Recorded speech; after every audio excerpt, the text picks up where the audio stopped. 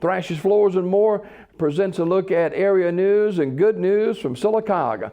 A total of 120 workers have been called back to work at Bluebell Creameries. The workers have been recalled through phases, according to Jenny Van Dorf, spokesperson for Bluebell, speaking on Friday. The company plans on continuing to recall furloughed employees in the days ahead. As of Friday, the plant had 185 workers. Now, Van Dorf said there's no specific date as to when Bluebell products will return to store shelves. She did say the company is producing ice cream that's being added to the company's inventory. No plans have been finalized as to where the products will be distributed once the inventory is complete. Bluebell began test runs of ice cream production July 22nd in the Sylacauga plant.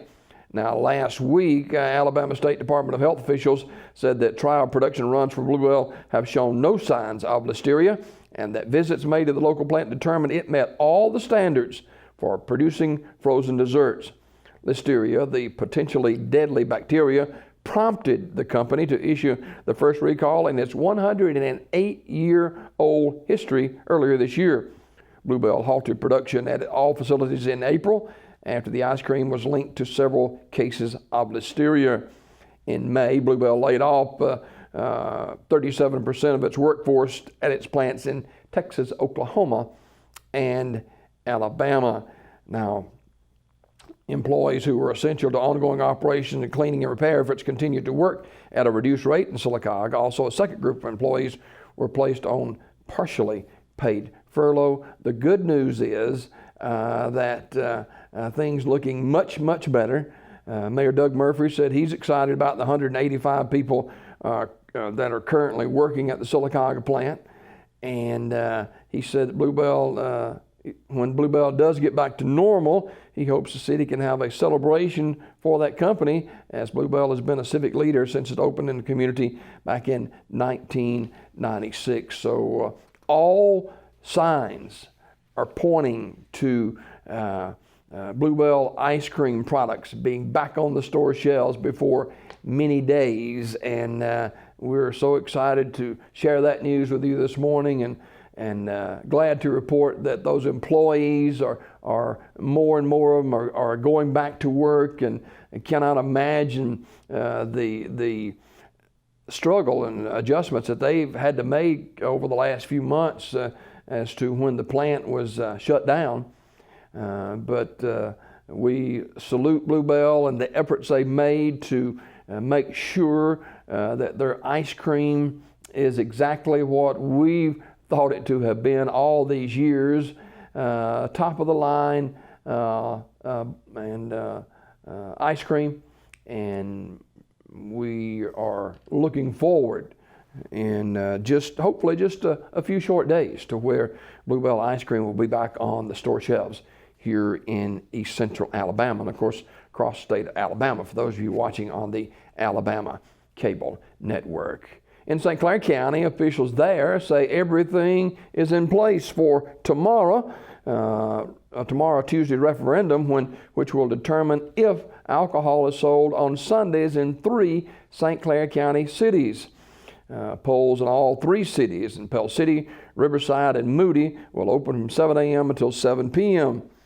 According to a spokesperson, Riverside City Clerk Candace Smith, she said Riverside residents may vote in the city's storm shelter behind City Hall.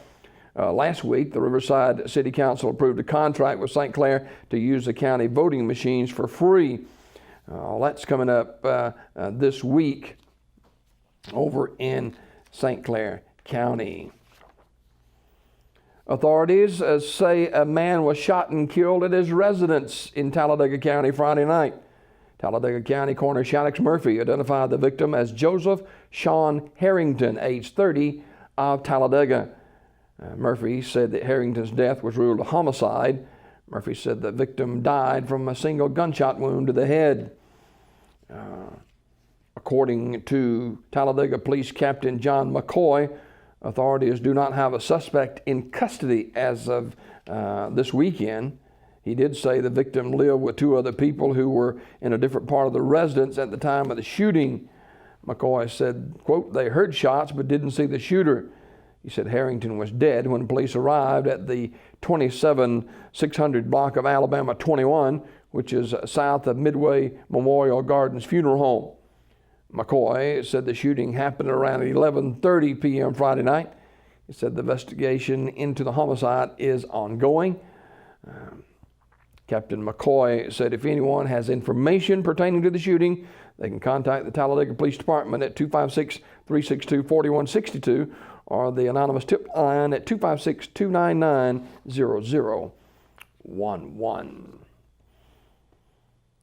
Talladega Mayor Larry Barton says he does not know why he was targeted when he was beaten with a baseball bat early Saturday morning, but a former lawyer for the assailant said it started with a sex tape.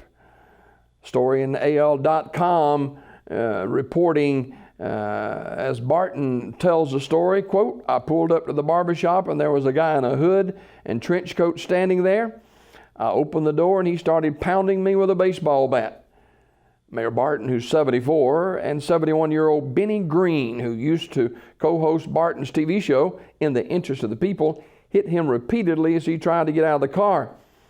Barton said, quote, he told me he had to kill me. This from his UAB hospital room yesterday morning, where he's being treated for injuries to his head, face, eye, and jaw, which Barton says, quote, are not life-threatening. He saved himself, he said, because he was able to kick his assailant in the groin from the driver's side of the car. He said, quote, I was able to kick him twice hard. He fell on the ground. Barton says he has no idea why Green attacked him. He said, we've never had a harsh word. He said, I just don't know. Barton said the Greens may have been having marital problems, but he denied any involvement in that trouble. However, the Greens are currently in the process of a divorce, and Green's former divorce lawyer, Stuart Springer, said he understands why Green has reason to beat Barton, as, quote, Barton was caught on a hidden video having sex with Green's wife. Barton asked directly, said he was not involved with Green's wife. He said he and his wife socialized with Green and his wife, and Barton has helped Green, quote, with his books.